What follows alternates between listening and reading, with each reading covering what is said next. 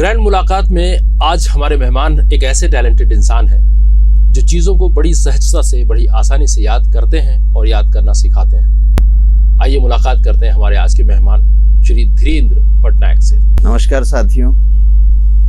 Sir, ये बताएंगे कि इस फिंगर टिप्स के जरिए हम कितने प्रतिशत तक के हम इंसान के बारे में जान सकते हैं? देखिए, ऐसे तो साइंस के अनुसार यदि आप जानना चाहेंगे तो हमारा जो ब्रेन है, टोटल ब्रेन, ये उसकी पूरी एनालिसिस करके 100% आपको रिजल्ट दे देता है।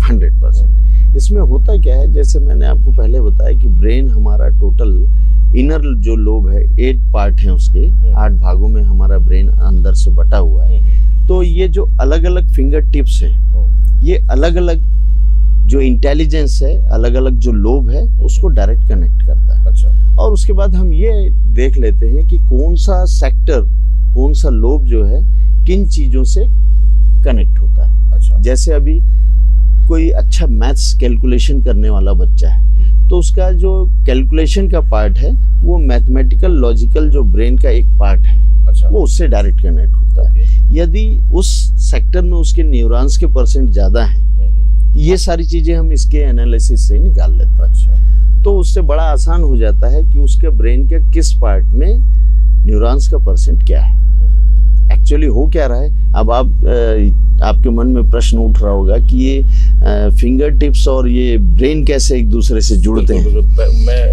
वही पूछना था। हाँ, मैं आपका हाव भाव देख के समझ रहा हूँ इन चीजों को। तो एक्चुअली साइंस ये कह रहा है सर कि इसका प्रूफ ये दे रहा है, जैसे मेरे बोलने से तो बात नहीं कि फिंगर टिप्स और ब्रेन एक दूसरे से रिलेट कर रहे हैं। एक्चुअली होता ये है, यदि आप किसी डाउन सिंड्रोम बच्चे को देख लें, डाउन सिंड्रोम कहने का मतलब मंद बुद्धि वाले बच्चे, है ना, जैसे मनोविकास स्कूल वगैरह है जहाँ पर मंद बुद्धि के बच्चे जो पढ़ते हैं, उनकी अगर आप फिंगर टिप्स देखना चाहेंगे तो जो आपकी ये रीजेस बने हुए हैं, इसमें जो डिजाइन बना हुआ है, उनका 90 से 95% आप चिकना ही देखेंगे। चिकना पड़ रहा है। हाँ। अच्छा। यानी उसमें रीजेस की संख्या बहुत कम होती है। तो साइंस ये प्रूव करता है कि जिसकी ये रीजेस हैं उसका ब्रेन है, और जिसकी रीजेस कम है उसके पास ब्रेन भी कम। मतलब रीजेस होने जरूरी है, बहुत जरूरी, जो आप हम समझे बहुत जरूरी, बिल्कुल। अच्छा। तो यही प्रूफ करता है कि आपके ब्रेन कितने हैं। एक्चुअली क्या है, जब हम गर्भ में होते हैं माँ के पेट में, 4th मंथ जैसे ही प्रेगनेंसी का स्टार्ट होता है, उसी समय ब्रेन में न्यूरॉन्स स्प्रेड होता है और उसके साथ साथ ये रीजर्स बनते हैं। ये साइंस का कहना है। इसलिए ये उससे ये डायरेक्ट रिलेट करते हैं, उसकी एनालिसिस इसके थ्रू हो जाती है। तो किस एज के बच्चों की आप इस तरह से? देखिए, वैसे तो एनालिसिस करना तो हम जो बर्थ हुआ है उस बच्चे का भी कर सकते हैं, लेकिन ज्यादातर आफ्टर 1 ईयर जो है, अच्छा, करना बेहतर होता है, क्योंकि उस समय एक उसकी जो ग्राफिक्स जो है, प्रिंट जो आपको लेना है तो प्रॉपर मिल जाता है। अच्छा। हाँ। और साइंस देखिए, ये कितना बड़ा साइंस है, आप देखेंगे तो पूरे विश्व में मेरा एक सिंगल फिंगर टिप्स भी किसी से नहीं मिलेगा। बिल्कुल। आपका भी एक सिंगल फिंगर टिप्स किसी से मैच नहीं करेगा। उसी प्रकार किसी का भी पूरे विश्व में एक दूसरे से ब्रेन भी मैच नहीं मिलेगा। बिल्कुल सही बात है ना। तो सब चीजें अलग अलग हैं। तो यदि मैं आपकी भी फिंगर प्रिंट ले लूं और उसके थ्रू मैं जानना चाहूं तो आपके ब्रेन में क्या चीजें हैं और कितना आपका झुकाव की शोर है, आपका इंटेलिजेंस क्या कहता है, और आप इनबॉर्न टैलेंट आपका क्या है, इसका देखें तो शिक्षा विभाग में भी हम लोगों ने बहुत यूज किया है। देखेंगे तो जैसे अभी आप अदर कंट्रीज में आप देखना चाहें तो जब तक लोगों की DMIT रिपोर्ट नहीं बन जाती, अच्छा, बच्चों का स्कूलों में एडमिशन नहीं होता। अच्छा। हमारे यहाँ तो ये प्रथा अभी हालांकि चालू नहीं हुई है, लेकिन वहाँ पर ये जरूरी है, क्योंकि इसके अनुसार क्या होता है, लर्न करने का भी, सीखने के भी 3 प्रकार है। अच्छा। एक होते हैं काइनेस्थेटिक वाले बच्चे, एक होते हैं विजुअल वाले, और एक होते हैं ऑडिटरी मोड के बच्चे होते हैं। यानी जैसे आपने पूछा उसके अनुसार आप देखें तो जैसे अभी कोई एक टीचर मान लीजिए किसी क्लास में पढ़ा रहा है, वो सिर्फ ब्लैक बोर्ड में अपना कुछ भी टच नहीं करता और सिर्फ एक्सप्लेन करता चला जाता है, तो आप देखते हैं कि कुछ बच्चे उसकी बातों को बड़ा ध्यान से सुनते हैं, उन्हें बहुत अच्छा लगता है क्योंकि उनके ब्रेन में चला जाता है। और वहीं कुछ बच्चे देखते हैं कि अरे यार ये सर तो खाली ऐसे ही, एक्सप्लेन करके चले जाते हैं, कुछ नोट्स वगैरह बोर्ड में तो देते नहीं हैं। इनके साथ बड़ा परेशानी है। यानी आप देखेंगे कुछ बच्चों को वो चीजें बहुत अच्छी लग रही है, कुछ बच्चों को चीजें अच्छी नहीं लग रही है। वहीं आप देखेंगे अगर पीरियड चेंज हुआ, कोई दूसरा टीचर आ गया, वो ब्लैक बोर्ड में नोट्स पूरा दे रहा है, कुछ बच्चे उसकी कॉपी कर रहे हैं, फटाफट बोले ये है टीचर, पूरा नोट्स देता है। और वहीं आप देखेंगे कुछ बच्चे बोल रहे हैं ये तो सर खाली लिखाते हैं, समझाते तो कुछ है नहीं। अच्छा, तो आप देखेंगे ये चेंजेस क्यों आ रही है। एक्चुअली होता ये है कि जो बच्चे कान से सुन के ब्रेन में ट्रांसफर करने वाले हैं वो बच्चे ऑडिटरी मोड के हैं। अच्छा, उनको सुनना पसंद है। अच्छा, है ना, वो कानों के माध्यम से अपने ब्रेन में चीजों को भेजते हैं जी। और वहीं कुछ बच्चे जो आंखों के माध्यम से अपने ब्रेन में भेजते हैं उनको सामने लिखा हुआ होना चाहिए। बिल्कुल ऐसे बच्चों की नोट्स आप देखेंगे कंप्लीट मिलेगी। अच्छा। तो अदर कंट्रीज में क्या करते हैं सर, इसी के बेसिस पर बच्चों को अलग अलग सेक्शन में डिवाइड कर देते हैं। अच्छा, क्या बात है। तो जिसके आधार पर जो ऑडिटरी मोड वाला बच्चा है तो क्या है, दूसरा कोई सब्जेक्ट का टीचर, जैसे यहाँ हम देखते हैं कुछ बच्चे किसी टीचर को लाइक करते हैं, कुछ बच्चे किसी टीचर को लाइक करते हैं, क्योंकि उस बेस पर हमारे सेक्शन डिवाइड नहीं है।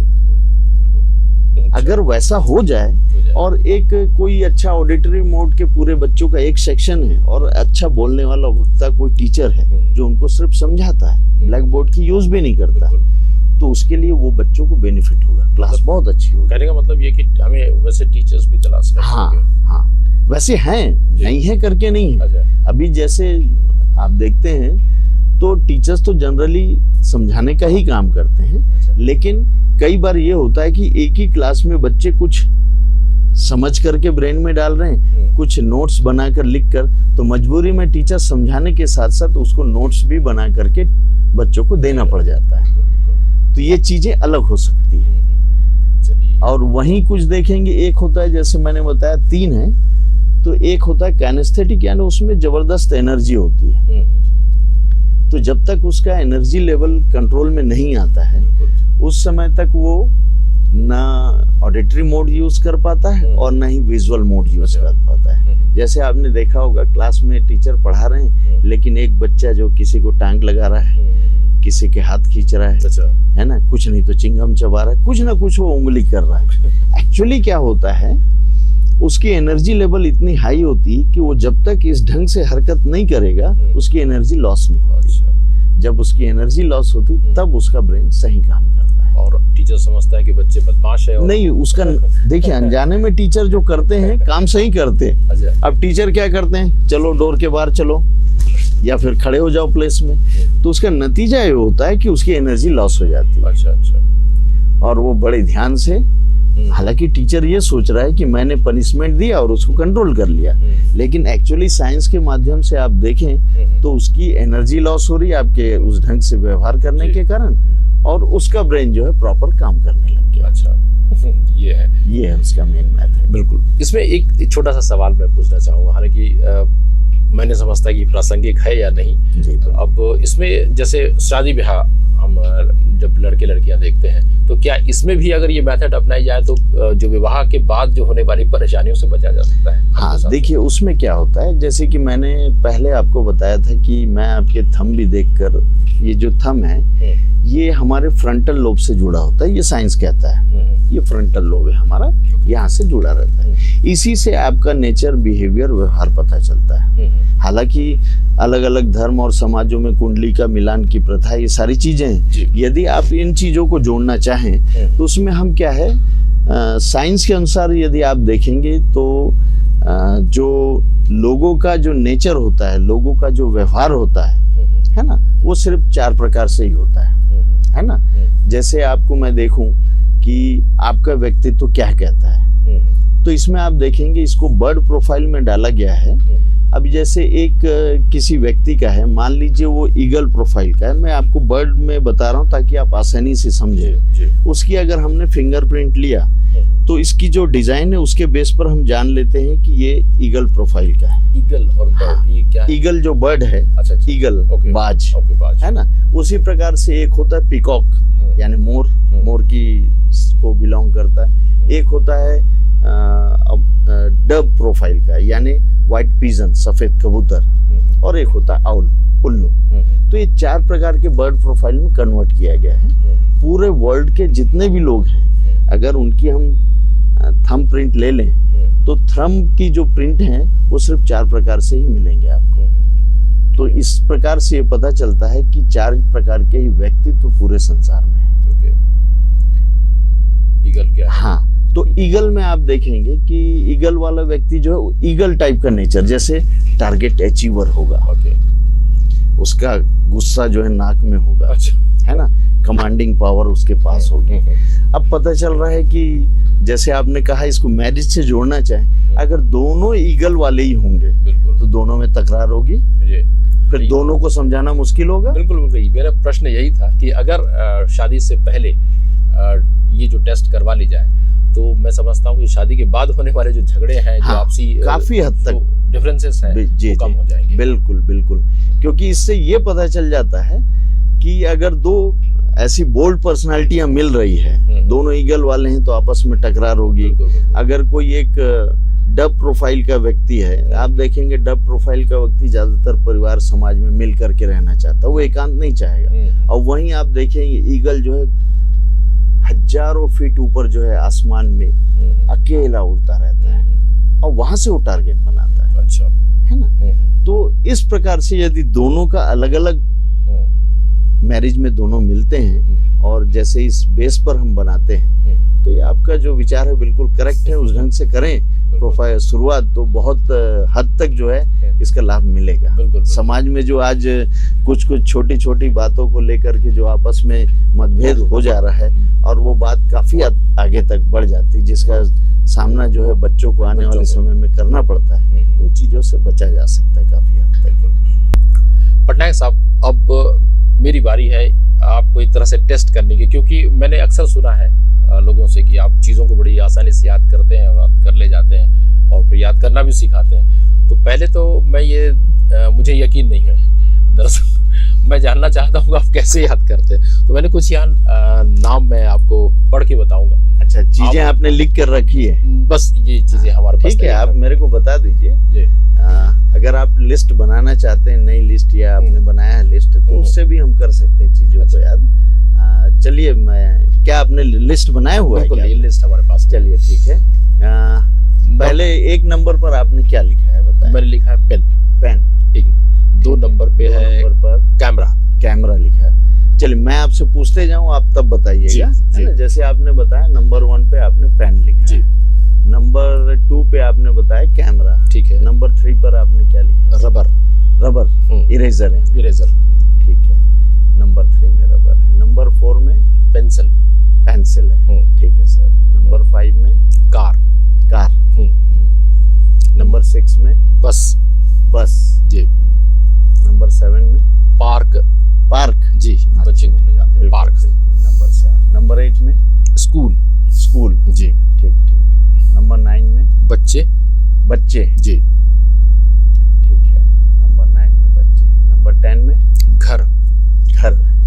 ठीक, ये 10। अच्छा, आपने 10 लिखा है? 10 लिखा है हमने। चलिए मैं एक बार अपने आप से रिवाइज करता हूँ, फिर आपसे, है ना, मैं वेट कर लेता हूँ। अब हमें देखना ये है कि ये किस तरह से पटनायक साहब जो है चीज़ों को याद करके हमें बताएंगे। दरअसल मैंने ये कुछ चीज़ें लिख के रखी और उनको हमने कहा कि आप हमें याद करके सुनाइए, और वैसे ही सुनाएंगे, ऐसी उम्मीद है। देखते हैं।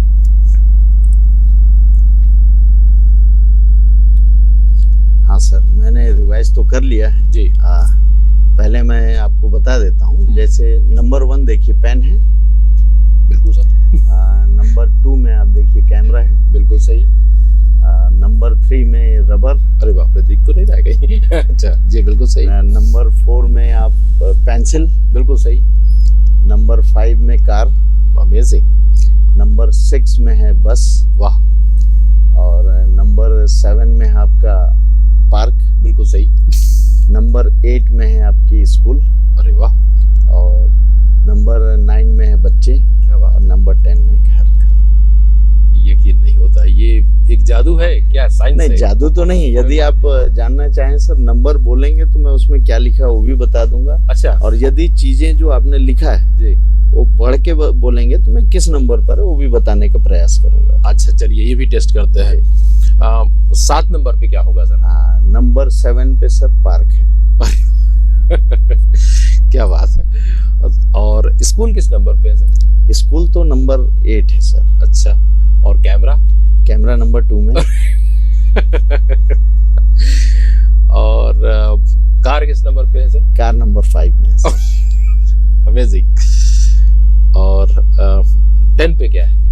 नंबर 10 में आपका घर है सर। अरे वाह क्या बात है सर, ये एक जादूगरी है मुझे लगता है। नहीं जादूगरी नहीं है सर, मैं जैसे पहले आपकी और मेरी बात हुई जी, तो शुरू में ही हम लोगों ने जो बात किया था कि लेफ्ट ब्रेन से राइट में चीजों को आपने लिखा है। अच्छा, अभी अगर मैं आपसे भी जानना चाहूँ, आप लिखे जरूर हैं जी जी, लेकिन अगर सीक्वेंस में पूछना चाहूँ तो आप बताएंगे सामान क्या है, लेकिन सीक्वेंस शायद आपसे मिस्टेक हो सकता है। बिल्कुल बिल्कुल, बाई चांस मुझे तो लेकिन आप सीक्वेंस में पूछेंगे तो मैं आपको पूरी लाइन से सीरियल बताऊंगा। आप अगर नीचे से पूछेंगे तो मैं उल्टा भी सीरियल आपको बता सकता हूँ। अरे वाह, हाँ तो ये टेस्ट कर लें। बिल्कुल, क्यों नहीं सर। तो उल्टे से चल लें। हाँ सर, नंबर 10 में देखिए घर है। जी बिल्कुल सही है ना। नंबर 9 में बच्चे हैं, नंबर 8 में स्कूल है, नंबर 7 में पार्क है, नंबर 6 में बस है, नंबर 5 में कार है, नंबर 4 में पेंसिल है, नंबर 3 में रबर है, नंबर 2 में कैमरा, नंबर 1 में पेन है सर। जादू। ये साइंस। तो ये बड़ा आसान है। आसान? हाँ, ये आप भी सीख सकते हैं। अच्छा, कोई बड़ी बात कैसे नहीं। कैसे कैसे बस इसके लिए आप मुझे कम से कम 2 घंटे का वक्त देंगे, मैं आपको ट्रेन कर दूंगा। अच्छा, इसमें एक सवाल मैं करना चाहता हूँ कि जैसे हमारे जो बच्चे हैं जो स्कूल्स में पढ़ते हैं, बड़े बड़े फॉर्मूलास को याद करने होते हैं। हाँ। तो क्या उन्हें ये टेक्निक आप सिखा सकते हैं? बिल्कुल बिल्कुल, क्यों नहीं। देखिए इसमें क्या है, 3-4 टेक्निक्स काम करते हैं। और इसमें एक सवाल और करना चाहता हूँ मैं, ये कितना वक्त लगता है किसी को सीखने में? नहीं, वही मैं आपको अभी जैसे बताया था कि आप अगर मुझे 2 घंटे का प्लेन सिंगल सिटिंग का समय देंगे तो मैं आपको ट्रेन कर सकता हूँ। कितने दिनों में? मात्र 1 दिन में। 2 घंटे का समय। 8 दिन में 2 घंटे, ये तो बहुत अच्छी बात है। बिल्कुल। क्योंकि अभी स्कूल्स की जिस तरह से पढ़ाई लिखाई होती है तो चीजें ठीक है उपलब्ध हैं आज, लेकिन उन्हें याद करना भी एक कला है। नहीं देखिए, जैसे अभी आपने लिस्ट तो मात्र 10 चीजों का ही बनाया है जी। यदि आप इसको 50 तक भी ले जाएंगे तो भी एक ही बार याद हो जाएगा। अरे वाह। आप फिर कहीं से अभी देखिए आपने लिस्ट बनाया है, उसके बाद भी हम इतनी बातें कर रहे हैं, आप अंत में फिर पूछेंगे तो मैं आपको फिर बता दूंगा। बिल्कुल, ये प्रोग्राम यानी वो लिस्ट जैसे एक मैंने शुरू में जो बात हुई थी, कोई फिल्म जैसे हम देखने गए हैं तो ब्रेन में चला जाता है, वैसे ये लिस्ट मेरे ब्रेन में अभी चला गया है। अच्छा अच्छा, तो ये कैसे ले जा पाते हैं आप? बस मैंने उसको लेफ्ट से आपने जो बोला, हाँ जी, उसको मैं कान से सुना, देखा तो लिस्ट अभी तक नहीं, जी जी, और ब्रेन में ट्रांसफर कर लिया। बाप रे। तो इसकी टेक्निक जो है बच्चों को हम सिखा सकते हैं। अच्छा। और सीखते हैं काफी बच्चे। मेरे भी बच्चों को देखेंगे तो उनमें भी वो चीजें हैं, वो भी बड़ी आसानी से चीजों को याद कर लेते हैं।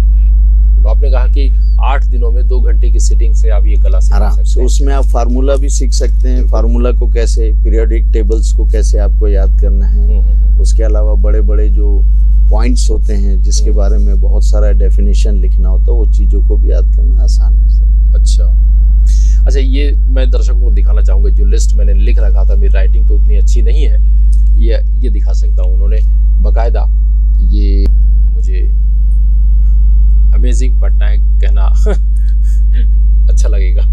ये आप हमें बता रहे हैं टेक्निक, इसको लेफ्ट से राइट की तरफ हम डालते हैं तो चीजें जो है आसानी से हमें याद हो जाती हैं। अगला सवाल ये कि इनबोर्ड्स फिंगर्स में जैसे क्या क्या जानकारी निकल करके आती है? कुछ देर पहले जैसे अभी फिंगर्स फिंगर टिप्स, किसी आदमी की पर्सनैलिटी को हम समझ सकते हैं, किसी आदमी की आदत व्यवहार को समझ सकते हैं, तो वो कैसे, क्या है उसकी टेक्निक? हाँ देखिए, जैसे आप देखें मैंने बताया था कि जो हमारे 10 फिंगर्स हैं सीधे ब्रेन के जो है 10 लोब है उससे डायरेक्ट रिलेट करते हैं। अच्छा, तो उसमें जैसे ये 4 इनबॉर्न जो इनर लोब है, उससे जो ये हमारे 4 और 4 टोटल 10, ये 10 और ये 8 फिंगर्स जो डायरेक्ट रिलेट करते हैं ब्रेन से।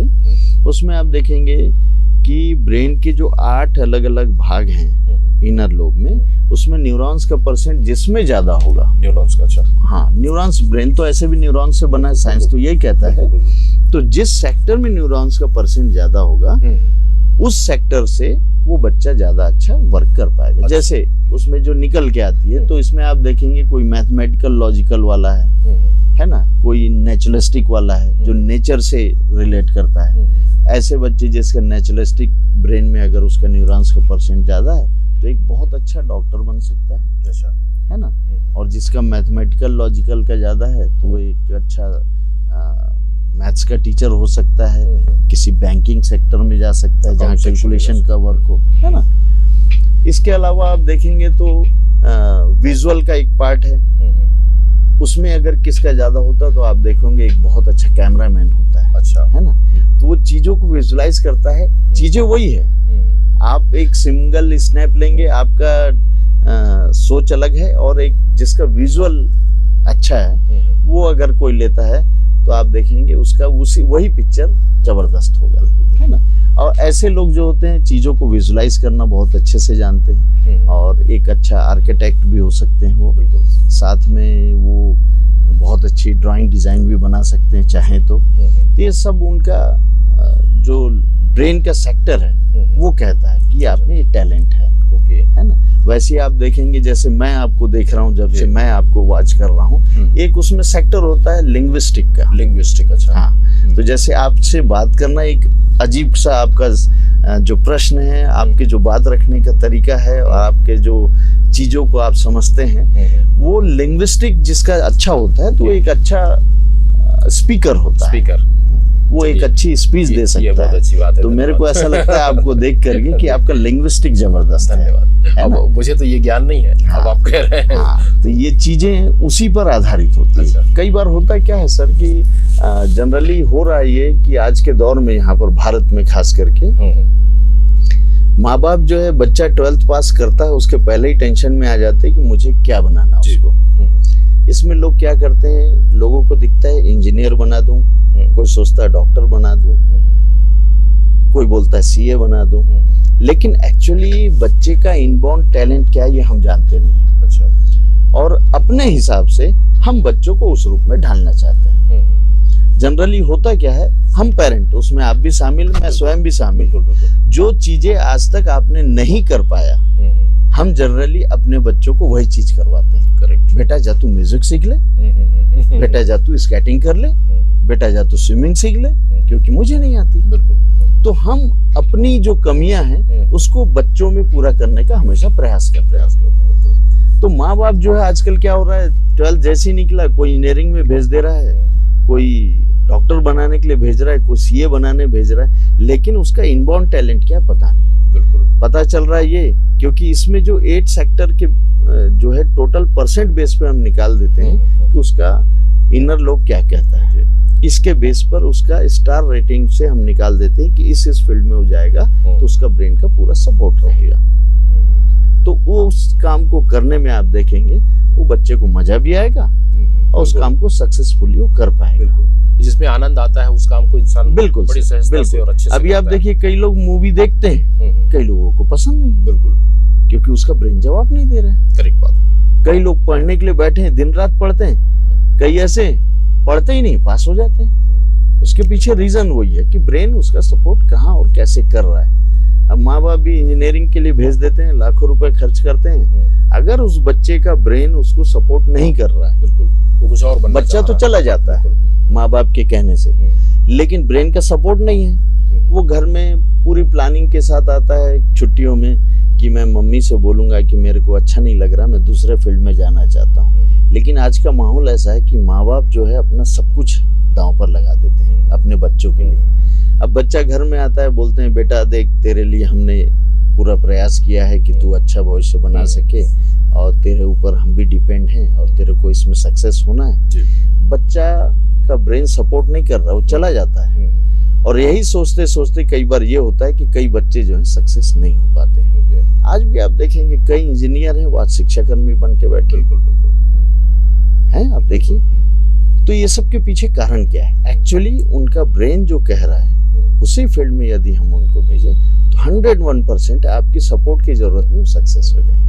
और न भेज पाए या न जा पाए तो घातक परिणाम भी निकलते हैं। हाँ, घातक परिणाम उसका ये होता है कि जैसे आप देखें तो WHO का जो रिपोर्ट है उसके अनुसार जब हमारा 10th और 12th का रिजल्ट निकलता है उसके बाद काफी बच्चे जो हैं रॉन्ग स्टेप उठाते हैं। बिल्कुल, है ना, सही बात। तो उसके पीछे रीजन ये होता है कि वो उठाने वाले भी कौन, वो बच्चे जो 90+% लाते हैं। बिल्कुल सही बात है, क्योंकि उनका ब्रेन सपोर्ट नहीं कर पाता, एक फ्रस्ट्रेशन उनमें आ जाता है, फ्रस्ट्रेशन आ जाता है। क्योंकि माँ बाप आज एक टारगेट दे दिए, बेटा अगर अच्छे पढ़ने वाला है, 90 वाला है, तेरे को 100 लाना है, आपने उसको टारगेट दे दिया है। अगर 100 नहीं आ पाता है तो ऐसे बच्चे लोग रॉन्ग स्टेप लेते हैं। तो इस रिपोर्ट के थ्रू आप बच्चों की अलग अलग कोसेंट भी निकाल सकते हैं। उसका एडवर्सिटी कोसेंट, जिसकी एडवर्सिटी कोसेंट का परसेंट ज्यादा होता है, ऐसे बच्चे ही रॉन्ग स्टेप उठाते हैं। तो हम, यदि हमारा बच्चा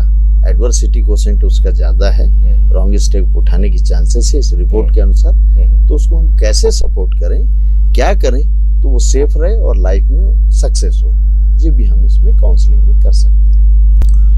पटनायक साहब, यूँ तो बहुत सारे सवाल हैं हमारे पास आपसे पूछने के लिए इस दिशा में, लेकिन वक्त का तकाजा है, आपसे विदा लेना होगा हमें। अगली बार निश्चित तौर पर आपसे कुछ और सवालों के साथ भेंट करेंगे हम।